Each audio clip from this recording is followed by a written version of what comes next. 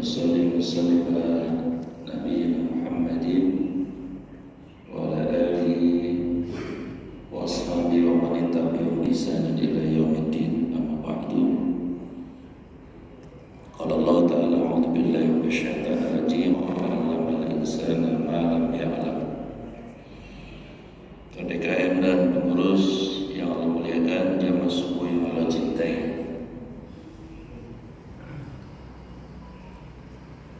Sempurnanya Islam meliputi seluruh aspek. Di antara tanda kesempurnaan Islam itu adalah Islam berbicara tentang sehat. Maka pagi ini izinkan saya menyampaikan topik 6 sehat menurut Al-Quran menurut Islam. Yang pertama, sehat menurut Al-Quran adalah sehat secara fisikal, secara jasmani atau secara badani. Allah berfirman di surat Al-A'raf ayat 31, Kulu washrabu wa la tusrifu innallaha la yuhibbul musrifin. Ayat ini diawali dengan khudhu zinatakum inda kulli masjidin. Diawali dengan itu. Khudhu zinatakum, berhiaslah atau dihiaslah pakaian itu, diperbaguslah pakaian itu inda kulli masjidin, kalau mau masuk masjid. Oh, jadi perintah pakai baju ke masjid juga ada di Quran. Jangan di masjid pakainya kaos semen Gresik misalnya. Di belakang kasihan, habis bangun kontrakan semennya Cibinong, tadi dia ngomong, ya ayah rumah semennya semen Gresik buat, terus semennya Cibinong buat, begitu merusak sholat orang itu. Atau misalnya mohon maaf ke masjid pakai kaos pantai, pakai kaos pantai warnanya kuning lagi, kebetulan di belakangnya aktivis partai warna merah, kan bisa ngomong itu. Ayah rumah dari dulu ngikutin bayar kekuasaan, kata dia, gua mau jadi oposisi. Jadi jamaah yang saya muliakan, bisa aja begitu terjadi. Ya karena orang sholat itu kan sadar. Maka saya bilang kalau ada orang khusyuk apa yang kagak sadar, itu bukan sholat namanya itu mah. Yang namanya sholat khusyuk itu ya sadar juga, melihat juga. Cuma dia berupaya fokus kepada Allah. Khudhu zinatakum inda kulli masjid. Perbaguslah pakaianmu kalau masuk di rumah Allah. Ini sebetulnya asbabun nuzulnya dulu orang-orang Quraisy, kafir Quraisy itu kalau tawaf ada yang tidak pakai baju, ya, ada yang tidak pakai. Maka ayat ini mengcounter bahwa kalau rumah Allah, apalagi Masjidil Haram, itu sebisa mungkin menggunakan pakaian yang memuliakan rumah Allah. Lalu ayat ini diteruskan dengan wakulu, dan makanlah kalian, washrabu, dan minumlah kalian, walan tusrifu, tapi jangan berlebihan, kata Allah. Innallaha, sesungguhnya Allah, la yuhibbul musrifin, Allah tidak suka sama orang yang berlebihan. Oh, jadi ibu bapak, menurut Quran, kalau pengen badannya dijaga Allah, disehatkan Allah, ikhtiarnya yang pertama makan, minum, silahkan apa saja, cuma nggak boleh berlebihan. Ininya patah. Ternyata benar itu. Tahajud ini malam saya habis ke pasar lama Tangerang, makan sop kambing, kaki kambing. Ya maunya sih semangkok doang, gitu dulu. Dikasih porsi 2 mangkok, aduh. Mubazir kalau nggak dihabisin ya nggak enak. Saya habisin baik, ya sekali-kali lah nggak apa-apa. Sebetulnya sih nggak boleh tuh 2 mangkok itu. Umur udah kepala 5. Kali Pak Jinur yang masih muda, itu berapa? 40-an ya, lebihnya saya nggak tahu dah. Atau mohon maaf nih ibu saking demennya para kinang sampai buat toples habis sendirian, ya sariawan.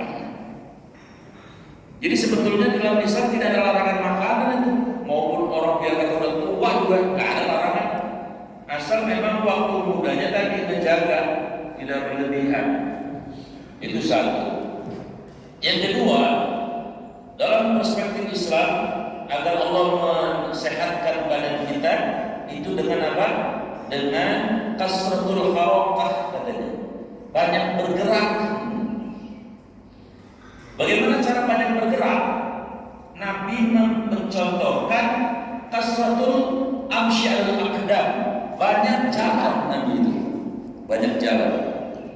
Karena kalau jalan Pak, biar anak-anak, biar dewasa, biar udah yakin juga bagus-bagus saja.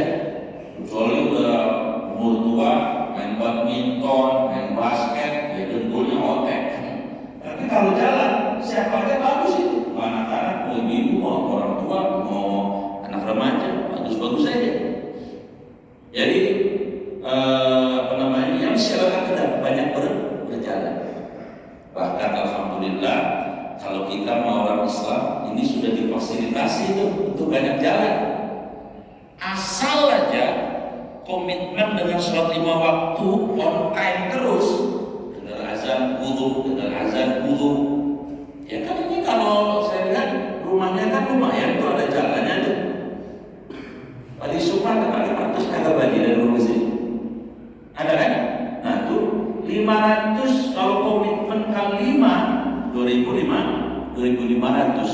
Semua ahli medis mengatakan kalau orang sehari minimal jalan 2.500 meter itu nutrisi oksigen buat jantungnya cukup untuk menyehatkan.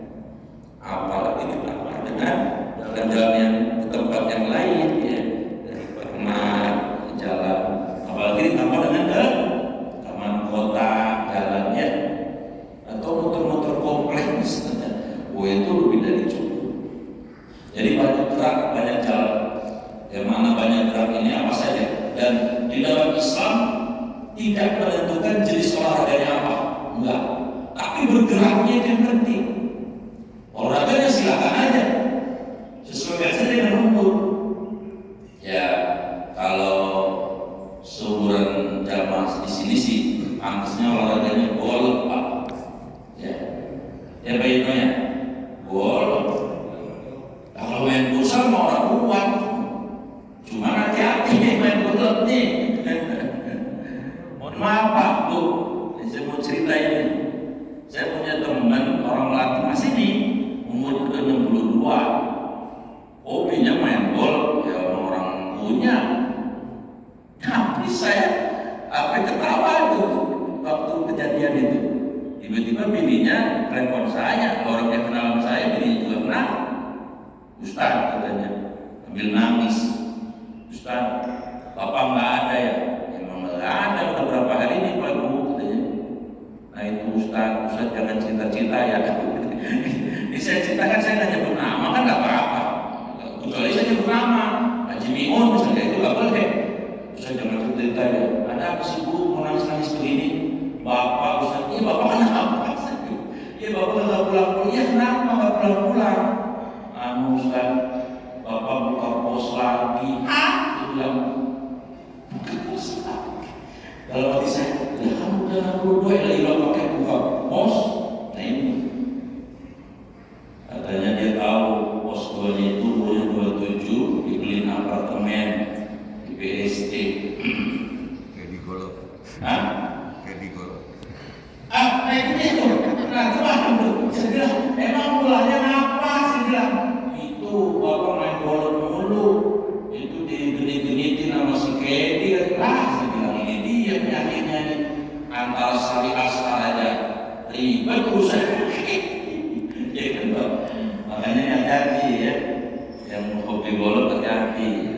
Biasanya jangan terpesona lah sama penampilan kita. Ya olahraga mah apa saja yang penting gerak itu sehari terus gerak. Itu yang kedua. Jadi kalau menurut Quran, menurut Islam, kalau ingin disehatkan dalam secara fisikal, ya tadi bahwa tidak berlebihan makan minum. Yang kedua kemudian banyak bergerak. Yang ketiga, kalau pengen disehatkan oleh Allah badannya, itu ternyata adalah kasratus syam. Kalau bisa perbanyak saum sunnah gitu. Perbanyak saum sunnah. Ini juga insya Allah menjadi rekomendasi agar Allah menyehatkan istri kita. Sunnah, saum sunnah, Senin Kamis. Ya. Apalagi di dalam hadis riwayat Imam Ahmad itu ya, saum sunnah itu luar biasa. Jadi gini Pak, nazalallahu fi yaumil isnin wal khamis fa yaghfirullahu jami'a illa lil musyrikin wal musahhin. Ternyata setiap hari Senin dan hari Kamis Allah berkenan turun ngabsen siapa yang lagi puasa. Ketika Allah tahu ada yang lagi puasa dan Kamis, Allah ampuni itu dosa-dosanya semua, kecuali apabila dia masih melakukan perbuatan syirik dan masih bertengkar, belum islah, belum saling meminta maaf. Oh, jadi kalau hari Senin dan Kamis Allah akan mengampuni kita. Maka kalau boleh saya mengajukan buat saya dulu, wayahnya Senin Kamis kita jadikan sebagai hidup kita. Senin Kamis dari puasa. Sebab menurut orang-orang yang ngerti kesehatan, puasa itu setidaknya bermanfaat pada 3 sisi aspek. Satu, detoksifikasi secara natural, secara alami. Jadi makan, minum kita kan banyak terkontaminasi zat-zat yang kimiawi, Pak. Kan bayam ada pestisidanya, kan mie ayam bakso ada boroknya, makan daging ada pengawetnya, makan buah juga kadang-kadang ya ada zat kimianya, makan ada semangka disuntik dengan zat pewarna sintetis, semua macam-macam. Tapi kalau komitmen puasanya baik, zat yang bernuansa kimia itu akan didetok secara natural, secara alami. Itu satu manfaat puasa. Yang kedua, manfaat puasa itu ternyata adalah recovery sel. Jadi kalau orang lagi puasa kata orang-orang medis itu sel-sel yang tidak berguna, yang mati itu dibuang secara alamiah, lalu melakukan proses recovery secara alami tadi, pembentukan sel baru itu ketika sedang puasa. Dan yang ketiga, ketika orang lagi puasa itu yang pasti tentu mengistirahatkan organ-organ vital, liver, jantung, ya, lambung dan seterusnya. Jadi menurut Quran, menurut hadis, kalau ingin Allah menyehatkan fisik dalam pandangan Islam, 3 itu. Kalau itu dilakukan, insya Allah Allah akan menjaga kesehatan fisik kita. Yang kedua, sehat dalam pandangan Al-Quran dan dalam pandangan Islam itu adalah sehat secara intelektual. Dari fisikal, yang kedua intelektual. Secara intelektual. Caranya bagaimana orang yang supaya sehat secara intelektualnya sehat? Kalau bahasa Jepangnya, ya kalau keloma-keloma amat, keloma-keloma kita ini orang paham, ditanya orang bodek, namanya keloma-keloma. Kalau orang satu harusnya cerdas. Nah, caranya adalah yang pertama mengamalkan surat Al-Alaq itu ayat yang pertama. Apa bunyinya? Iqra bismi rabbik, bacalah dengan menyebut nama Tuhanmu. Apa yang dimaksud dengan baca di sini? 2. Pertama, baca teks. Yang kedua, baca konteks. Baca teks apa yang harus dibaca? Yang primer dulu, Quran. Orang semakin banyak memahami, mentadaburi, merenungkan Quran, pasti dia orang cerdas. Karena semua tentang kehidupan ada di dalam Al-Quran, walaupun bersifat global. Semuanya ada. Mau strategi perang juga ada. Yang kedua, baca konteks. Maksudnya baca konteks apa? Itu biasanya berdasarkan dari riset secara pribadi, analisis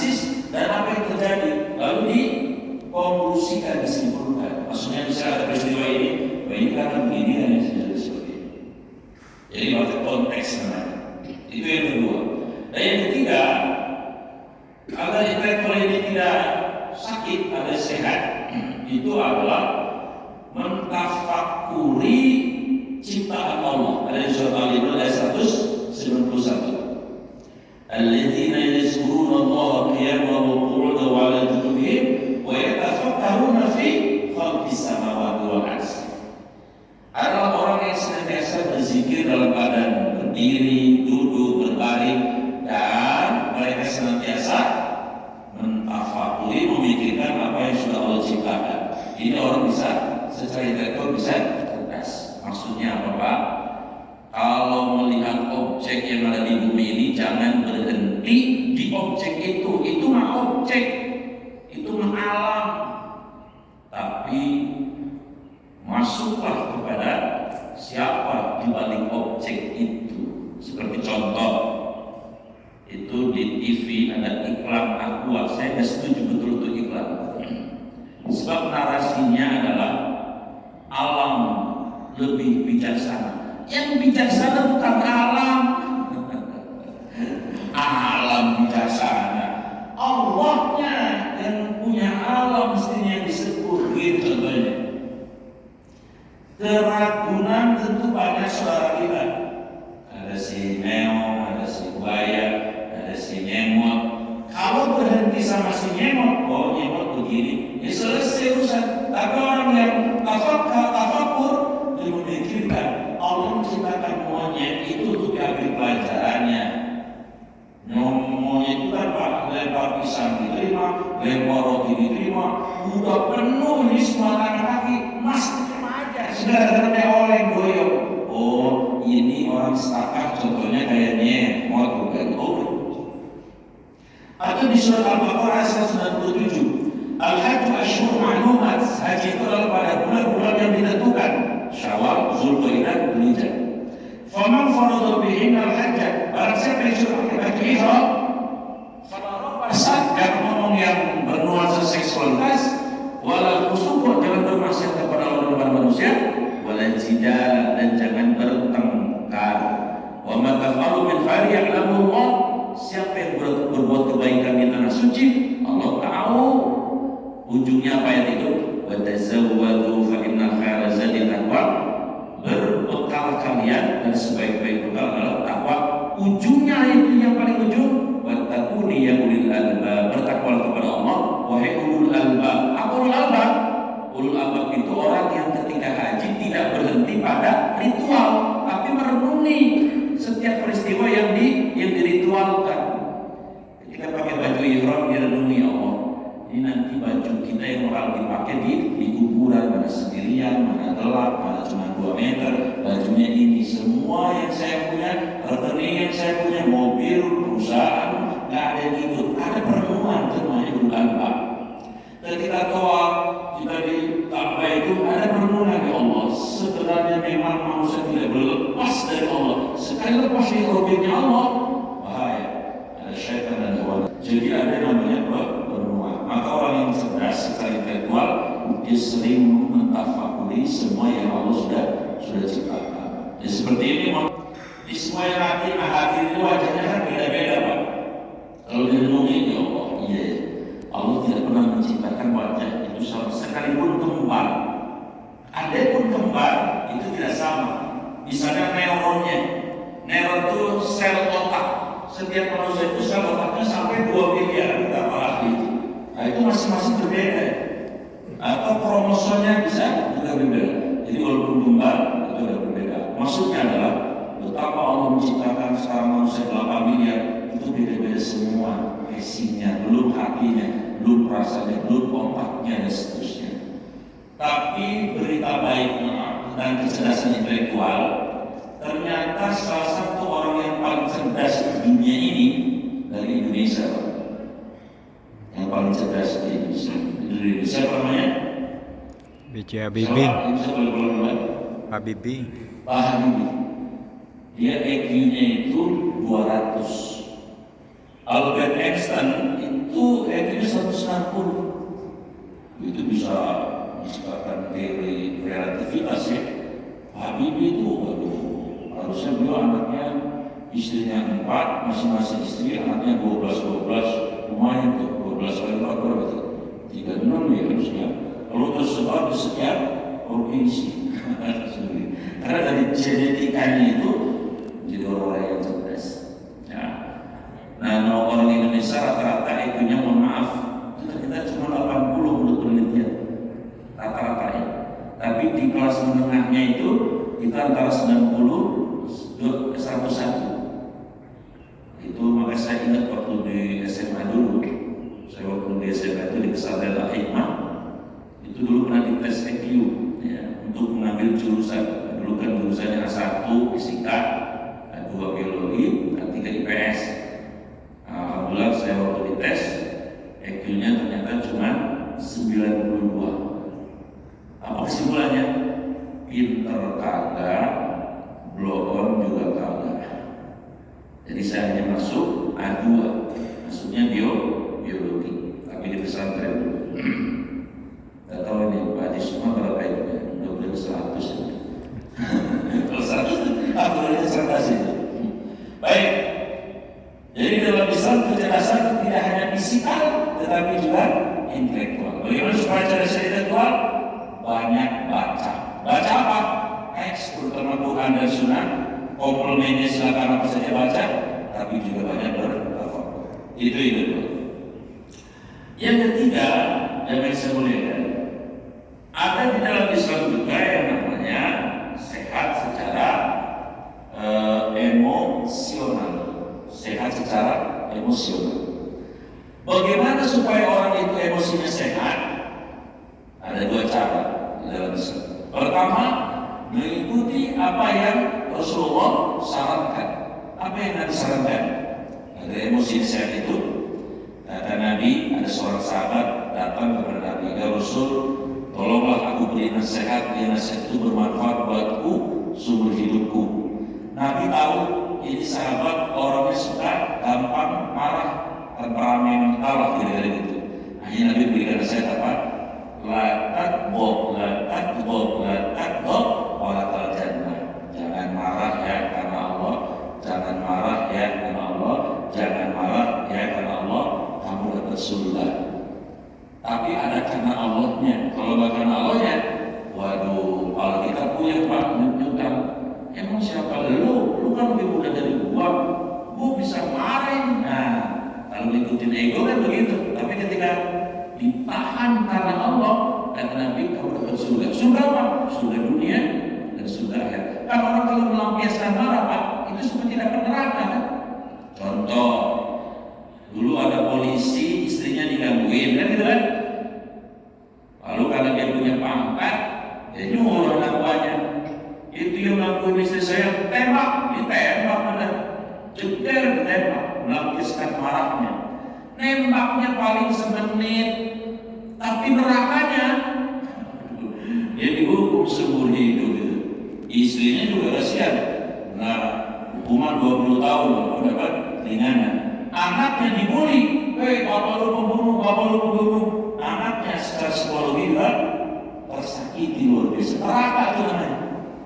Andai dia waktu itu menahan diri, mungkin dia dapat surga. Artinya tidak terkena kasus itu, mungkin dia masih jadi jenderal. Mungkin bahkan, waduh, walaupun tanda petik ya, menurut informasi, jadi bukan orang-orang baik-baik amat. Tapi maksudnya kaitan dengan materi ini, orang ketika melihat biasa marah, bisa menciptakan neraka sebelum.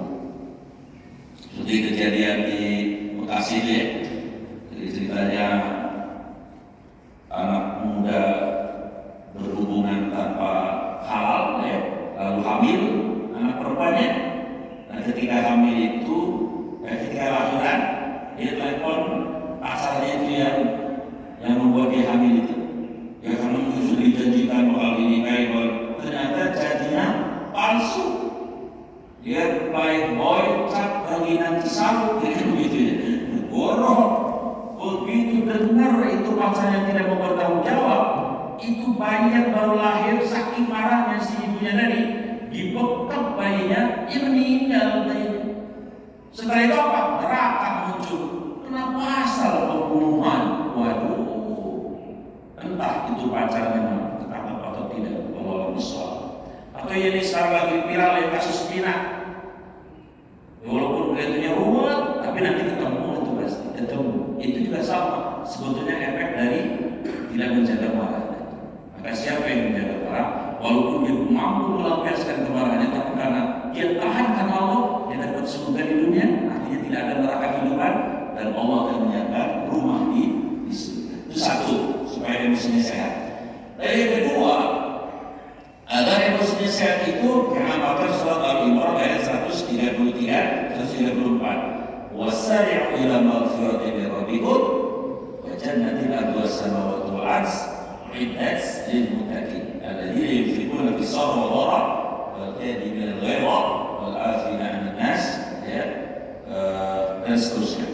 Jadi ternyata orang yang menahan marah itu dikategorikan oleh Allah sebagai orang yang bertakwa, dan orang yang bertakwa uiddat lil muttaqin, itu dipersiapkan surga.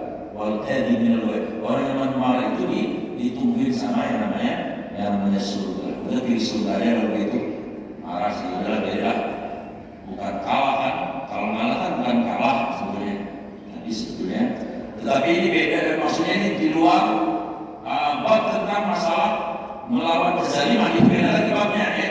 Jangan juga kemudian kalau marah itu kezaliman ibadah, nah itu lebih salah lagi. Tapi ini persoalan secara etika sosial. Yang ketiga itu, yang keempat, ya, sehat dalam pandangan Islam itu adalah sehat secara sosial. Sehat secara sosial.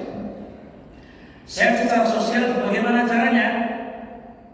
Baca surat Al-Qur'an ayat 14. A'udzubillahi minasyaitonir rajim. Ya ayyuhalladzina amanu inna min azwajikum wa auladikum aduwwan lakum fahdharuhum wa in ta'fu wa tasfahu wa taghfiru fa innallaha ghafurur rahim. Hai orang-orang yang beriman, sesungguhnya istri-istrimu, anak-anak itu adalah bisa menjadi musuh, maka hati-hati. Ujung ayat ini apa? Nah ini ada materi. Jika kamu wa'intakfu, jika kamu memaafkan, ya, watasfahu, dan bermusyawarah, bersalaman, watakfiru, dan kamu menutup buku kesalahan orang, maka sesungguhnya Allah itu Maha Pengampun lagi Maha Penyayang. Jadi intinya kesehatan sosial itu pertama berani memaafkan orang lain.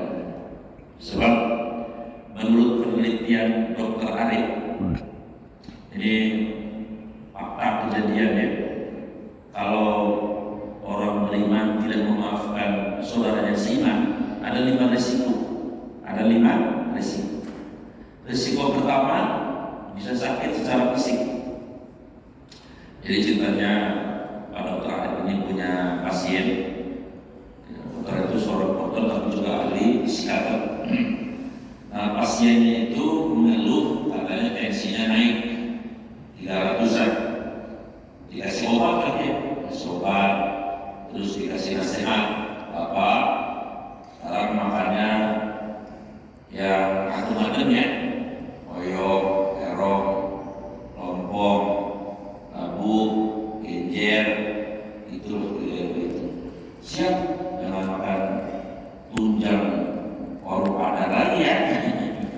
Tunjang kalau gitu itu kalau begini. Dituruti nasihat ini Pak. Obatnya diminum, makanya jaga. Datang lagi ke dokter, dicek lagi tensinya. Waduh Pak, tensinya masih 300 nih Pak. Bapak kan minum obatnya, minum, makanya jangan jaga. Tapi kalau ini masih 300 Pak, yaudah kasih obat lagi. Mungkin ada yang salah atau bagaimana.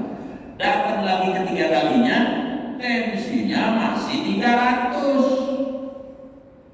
Dokter Arif karena juga seorang ahli psikologi lalu memberikan pertanyaan, Pak, Bapak ada masalah nggak secara pribadi? Oh, jujur ya memang saya ada masalah. Apa Pak masalahnya? Kalau boleh cerita begini Pak Dokter. Saya sejak lebaran kemarin sampai sekarang nih di bulan April, Dzulqa'dah ya,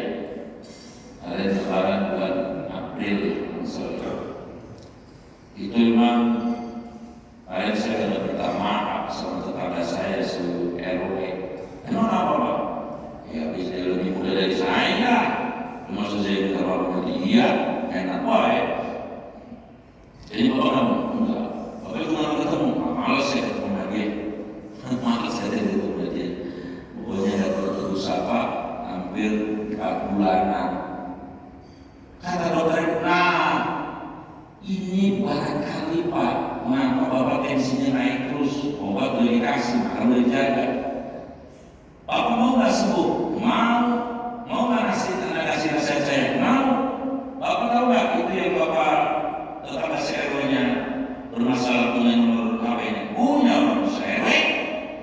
Kalau begitu Pak, udah lah Pak, nggak usah lihat siapa dia siapa kita, ambil HP Bapak, cari nomor dia, WA ke dia. Isinya apa? Isinya ya selama kita ada masalah, saya secara pribadi mohon maaf dari batin kepada kamu yang lebih muda. Ternyata begitu dikerjai jawaban dari orang itu di sana, ternyata dia juga sama, sebetulnya pengen amprogan lagi. Cuma namanya manusia, gengsi aja, walaupun muda gengsi aja. Dijawab dengan bahasa yang indah juga. Waalaikumsalam, terima kasih. Saya juga sebetulnya mau minta maaf. Intinya keduanya begitu cair yang selama ini tidak begitu sabar. Sampai kemudian mereka bersetuju sapa secara biasa. Di tensi lagi kegiatan terbaru terakhir itu yang tadi 300 itu tensinya tinggal 240. Lalu kemudian kakak tertarik, kamu lebih akar lagi sama dia. Akhirnya kemudian tensinya menjadi normal 140. Oh, jadi orang yang terlemah itu bisa sakit secara fisik. Tensi ini cuma mewakili penyakit ya. Penyakit itu bisa apa saja. Bisa bisulan, bisa kantongan, bisa apa saja. Satu. Yang kedua, yang saya muliakan, orang yang tidak mau memaafkan itu adalah diibaratkan kalau saya pegang gelas ini,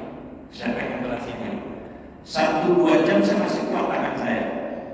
Tapi kalau saya pegang ini sampai 3 hari, saya pegang tangan saya, betul nggak? Apalagi 10 bulan.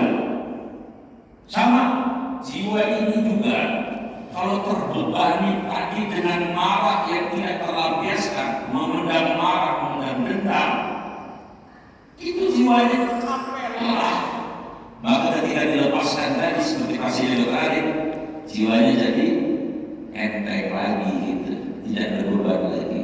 Jadi yang kedua, memaafkan itu adalah jiwa menjadi ringan, menjadi enteng. Yang ketiga, resiko tidak memaafkan itu apa? Hidup tidak nyaman. Hidup tidak nyaman. Mau ngaji, ya ada sini mau dekat sama dia, kalau jadi ngaji tuh. Kalau ada sini amprogan di jalan, bibir dia enak, nggak jadi nerusin. Ada sini di depannya. Tahlilan, udah berangkat ke tempat tahlilan. Ada si balik lagi ngomong ke tuan rumahnya SMK RWA, maaf saya lagi ada keperluan, karena nggak ada keperluan apa-apa. Hidup jadi tidak nyaman. Yang keempat, resikonya adalah dikategorikan sebagai orang yang tinggi hati. Ya, orang yang tinggi hati. Maka Nabi mengatakan, la yadkhulu al-jannata man kana fi qalbi mithqala dzarratin minal kibar. Kalau tidak berkenan masukkan seorang hamba ke dalam surganya, siapa orang yang di dalam hatinya ada sekecil kuman merasa tinggi hati. Kan orang yang belum makan kan biasanya merasa tinggi. Ayat kelima ini juga tidak kalah bahayanya secara spiritual. Orang yang tidak makan resikonya dikategorikan sebagai pemutus kasih sayang. Nabi bersabda, la yadkhulu al-jannata, tidak masuk surga qati'ur rahim, orang yang memutuskan kasih sayang. Ini yang keempat, kesehatan Yang kelima, dua lagi. Sehat dalam pandangan Islam itu juga ada namanya sehat secara finansial, sehat secara kantong, ekonomi. Di dalam Islam jawabannya agar kantongnya tidak sakit, tidak pilek, tidak batuk, amalkan surat 29 ayat 69 Al-Ankabut. Walladzina jahadu fina lanahdiyanahum subulana. Dan orang-orang yang bersungguh-sungguh, orang-orang yang semangat, yang hanya mencari nafkahnya, mencari rezekinya, aku akan beri apa yang disungguh-sungguhkannya tadi. Maksudnya apa? Sepanjang orang tidak terjangkit penyakit malas, insya Allah kantongnya nggak pilek. Kenapa ada orang kantongnya batuk, males, apalagi tambahnya apa? Gengsi, udah, kalau itu, males gengsi lagi. Kalau masih kelas 1 masih mendingan. Tentang urusan D3, nggak mau dalam cilok, dalam cilok apa yang dibuatkan putus? Enak, cilok urusan D3 dalam cilok, nggak aman, nah, ya bang. Udah cari rezeki apa aja kalian cilok. Saya kemarin ketemu dengan kasir BSD ini di sini di Ruko Melati itu Sajadah. Iseng saya nanya, ibu lulusan apa? Ternyata Pak, beliau cuma lulusan SMK tapi jurusan akunting. Wah, bilang hebat ini. Jadi kasir BSD lulusan SMK akunting. Maksudnya apa? Dalam Islam itu pekerjaan itu tidak kemudian harus ini itu dan sebagainya. Yang penting halal menghasilkan rezeki. Bahkan Nabi pernah mencium tangan seorang sahabat ketika beliau selesai perang. Beliau jalan di pinggiran kota Madinah. Ada seorang sahabat yang sedang mengkampak kayu ya untuk dijual di pasar. Lalu beliau datangi dia dengan beberapa sahabat yang lain. Ketika beliau datangi tangan si laki-laki tadi dipegang sama Nabi, ternyata kepala dicium sama di tangannya. Kata Nabi, di tangan tidak akan tersentuh api neraka. Para sahabat bengong, waduh, berkah amat ini orang ya. Tangannya dicium Nabi, bayangkan didoain tidak tersentuh api neraka, alias tidak masuk neraka. Luar biasa. Itu berarti kemudian kita harus jadi tukang kayu, bukan? Maksudnya nih adalah simbol dari orang yang sungguh-sungguh. Ya, apalagi mohon maaf nih, kalau ada mertua, ya, bapak udah jadi mertua ini, mantunya rajin, senang, bangun jam 3, sholat subuh, berangkat kerja, senang. Tapi kalau mantunya bapak balakan ciprut apa? Balakan teman ciprutan itu tuh yang di sawah. Bangun siang. Udah gitu, pengennya makan yang enak. Aduh, ini kalau yang model kayak gitu nominin bawa ke sono ke Burundi sedikit ke gunung itu biasa. Jadi siapa yang tidak terjadi penyakit malas dan gengsi, insya Allah dalam Islam rezekinya dapat. Terakhir, sehat juga tidak fisik saja, tidak intelektual saja, tidak emosi saja, tidak sosial saja, tidak finansial saja, karena Islam adalah agama yang sempurna. Satu lagi sehat yang harus diperhatikan. Nah ini sehatnya segmennya bapak-bapak di sini, sehat secara spiritual. Nah ini sumur begini sehat spiritual nih. Karena di surat Yasin kita sudah baca ya. Walunaki subil khalqi, isinya Al-Quran ini. Makin berhubungan makin diperhatikan isinya. Tuh bajunya aja udah megang kaki mulai tadi. Ini saya paham, saya ngerti. Kita memang sumur ini mah dulu udah berbeda Pak. Nah yang bulan beda hidupnya. Ada ledakan ya nanti kalau selonjor gak malu gitu. Tadi semuanya beritanya kan langsung dulu ini. Nah kecuali Bang Haji kita yang diangkat sama ini. Nilainya nangkut itu. Coba ya saya. Jadi kesehatan spiritual. Ada secara fisik Allah Quran ini hanya Maka yang harus ditambah adalah syukur kita ini secara spiritual. Pertanyaannya, bagaimana supaya secara spiritual? Kata Imam Ali, setidaknya 4 tipsnya beliau. Pertama, kata beliau adalah khaufun ilal jalili. Kalau pengen spiritualitasnya sehat, maka yang namanya orang itu harus punya rasa takut sama Allah.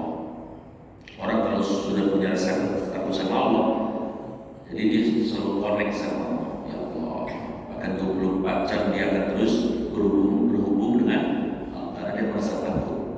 Ya. Kalau nggak punya rasa takut, WC lah, kayak wis yang di Subang itu, brandnya belum. Orang nggak punya rasa takut, nama orang korupsinya nggak takut, nama orang Cina dia nggak takut, nama orang selingkuh dia nggak takut, kuncinya takut. Tapi kalau orang punya rasa takut, insya Allah spiritualitasnya sehat. Yang kedua, hati-hati orang yang kalau pengen spiritual adalah wal amalu bitanzili. Jadi dia hidup ini dipandu sama Quran. Nanti dikubur bakal ditanya, imam panduan hidupmu apa? Yang jawab bukan mulut kita, tapi fakta yang kita kerjakan di dunia ini. Makanya saya mohon maaf, kalau baca sehari 1 juz itu hebat menurut saya. Tapi tambahin dong, tambahinnya bagaimana? Saya 2 ayat dipahami makna artinya, karena segala artinya, apalagi ada tafsirnya.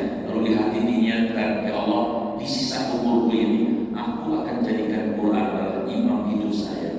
Kalau itu dikerjain, insya Allah Tuhan, Quran akan jadi pembela kita nanti di akhirat. Ya. Itu yang kedua, wal amalu bitanzil. Yang ketiga, kalau kita secara spiritual adalah wa bil qalil.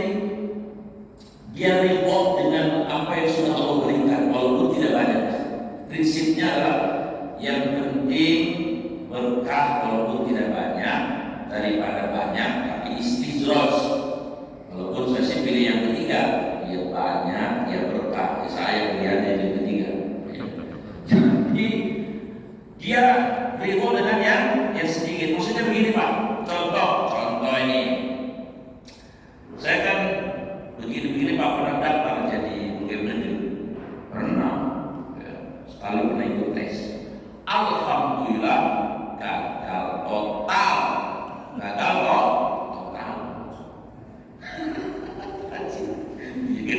Maksudnya gagal tes kagak jadi. Tapi saya kemudian berpikir, ya Allah, kalau saya jadi pegawai negeri, ya mungkin ya udah 35 tahun, ya setidaknya jadi apa ya, kasih kali ya, kasih lah, kami atau kasih ya. Dan belum tentu saya tidak korupsi. Lah kalau saya jadi pegawai negeri, saya jadi kasih, saya potensi korupsinya luar biasa. Waduh, kan nggak enak bener Pak, udah tua di penjara gara-gara itu merah banget. Mendingan nonton orang ke penjara. Koruptor itu nyesel banget itu Pak. Nah maka saya tidak diizinkan Allah jadi pegawai negeri. Hanya Allah mengizinkan cuma jadi ustaz. Ya alhamdulillah Pak Venus. Biar ustaz-ustaz kelas RT begini, kalau tahlilan mau besoknya 2 Venus, tak percaya. Benar Pak, kalau syukuran itu beda lagi, buah-buahnya beda, kreseknya beda. Alhamdulillah ya, orang beli handphone, ya ustaz bisa beli handphone lah. Orang beli motor, saya bisa beli motor. Gitu. Orang punya rumah, ya alhamdulillah punya rumah. Yang belum bisa orang punya pos buat, saya belum bisa. Ya kalau main bola kan. Itu yang ketiga. Yang keempat, apa kata Imam Ali? Agar sehat, apa namanya, secara yang keempat yang terakhir secara spiritual, apa kata dia? Wal istidad ila yaumir rahil. Dan selalu mempersiapkan untuk datangan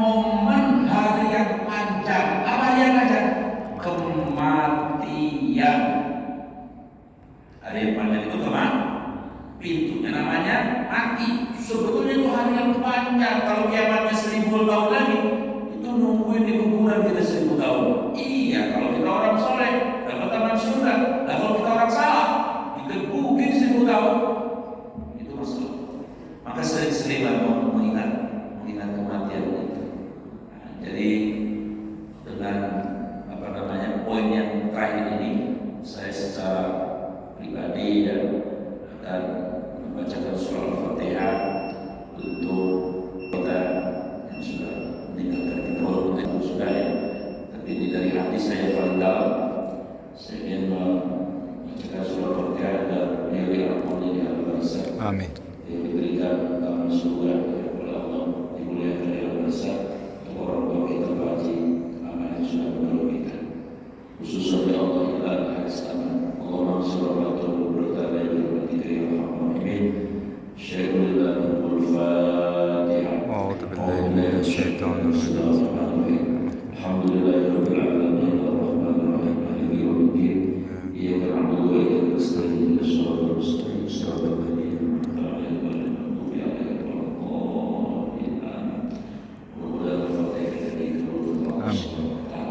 Demikian Ibu yang saya muliakan, sehat dalam pandangan Islam itu ternyata begitu komplit ya, begitu meliputi semua aspek. Semoga kita semuanya disehatkan oleh Allah, baik secara fisik, secara intelektual, secara emosional, secara sosial, secara finansial, dan sehat secara spiritual. Amin ya rabbal alamin. Mari kita tutup dengan doa kafaratul majlis. Subhanaka Allahumma wa bihamdika asyhadu an la ilaha illa anta astaghfiruka